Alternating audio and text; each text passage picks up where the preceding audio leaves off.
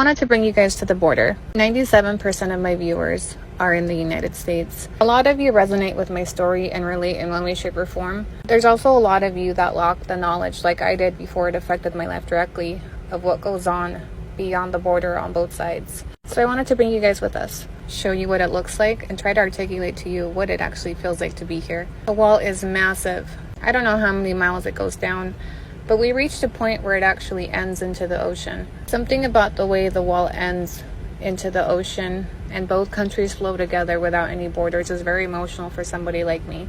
The feeling of being here is very eerie. It's almost like you can feel the souls that are trapped within the wall. While we were there, we saw some tourists on the other side of the wall, which appeared to be guided by some type of tour guide on horses.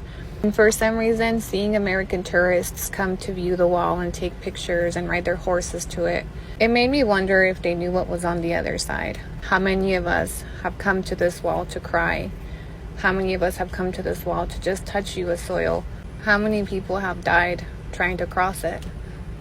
And how many families are still separated by this huge barrier of metal? I wonder if they know about the names written on the other side of the wall that represent all of the deported vets. The border on the U.S. side is patrolled heavily by Border Patrol agents that don't allow people on the other side to get this close as we can on this side. The tourists that you see on the other side, this is as close as they could get. If they got any closer, the Border Patrol agents would turn on their siren. Imagine that's to prevent people from passing contraband. But it's also sad that people can't come here to even hold hands with their family members. There's a lot of pain trapped in these metal bars. There's messages, there's names, there's tears that have flowed. For a lot of us, looking over is like looking into our old life. I'm trying to grasp the broken pieces that we left abruptly on the other side. When I first saw the names written on these bars, I thought that maybe it was a memorial of some sort, until I realized that all the names written were Latinos. And it clicked that every name represented a deported veteran that was stuck on this side of the wall. It's almost like every metal bar has a story behind it.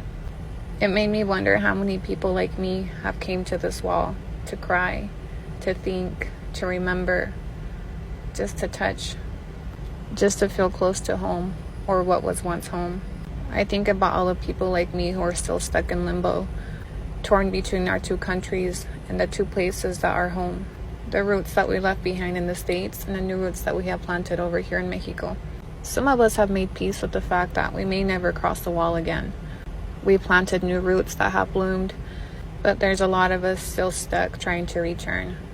And there's still people dying trying to cross this border. Being here, I felt like I was grieving my old life, the old me, my old hopes, my old dreams. The barrier was originally